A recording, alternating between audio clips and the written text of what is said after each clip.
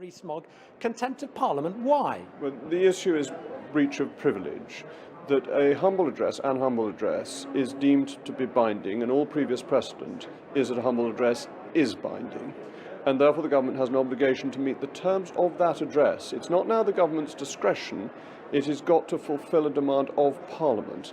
Of course, the government can't provide information that it doesn't have. Nobody's asking for that, but it has to provide information in the terms set out in that motion passed 2 or 3 weeks ago. So what happens if David Davis says, I'm sorry, I simply do not have that information, I cannot comply? Well, if he doesn't have it, then that's not what was demanded. The motion demanded information that the government has. So on that bit, he's absolutely fair to say, I don't have this information. What is much harder for him is to say this information is confidential. The motion didn't differentiate between types of information. The government could have amended the motion, they could have voted the motion down. They did neither of those things, and therefore they, by accepting the motion, must accept the responsibility to provide the information that they do have in relation to that motion. What do you say to maybe, I don't know, Conservative supporters watching you saying, hang on a sec, you are a Conservative MP, you are landing David Davis in deep doo-doo? Well, it's that the whips didn't vote down, or didn't ask us to vote down a motion that the exiting European Union department is now saying is very difficult for it.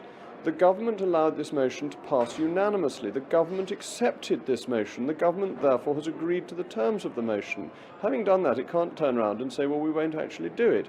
If that's its position, it ought to have voted down or asked MPs to vote down the motion in the first place, or to have put down an amendment limiting the effect of the motion.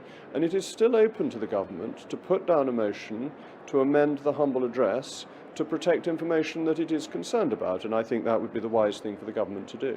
We know one of the central arguments of the Leave campaigners was it was about taking back control to Parliament. So in that context, how damaging potentially would this be for the government and David Davis should a motion be put down suggesting that Mr. Davis had defied Parliament in effect? Well, we're a long way from that. The issue of breach of privilege can be raised privately with the Speaker. If the Speaker then accepts it, it can go to the floor of the House and then to the Committee of Privileges. We're a long, long way from the Committee of Privileges considering whether there has been a breach, and plenty of opportunity for the government to bring itself in line with the motion. But where humble addresses have been ignored in other Commonwealth parliaments, it has been a very serious matter. But your concern is basically a constitutional one. You're not too fussed about the contents of these documents.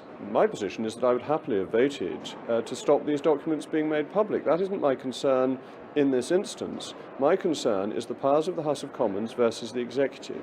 And the key thing for people like me and other Conservatives to remember is that we will be in opposition one day. And these protections exist to prevent governments from behaving in an arbitrary and overbearing fashion. That is why the House of Commons has rights. If, when in government, the rights of the House of Commons are ignored or abused, then when we are in opposition, we will not have a leg to stand on when we criticise future governments. So constitutionally, this is of significant importance, and the government has to follow an humble address. All precedent says that it is binding. Jacob Rees-Mogg, thank you very much. You didn't frankly have the balls to put country before party.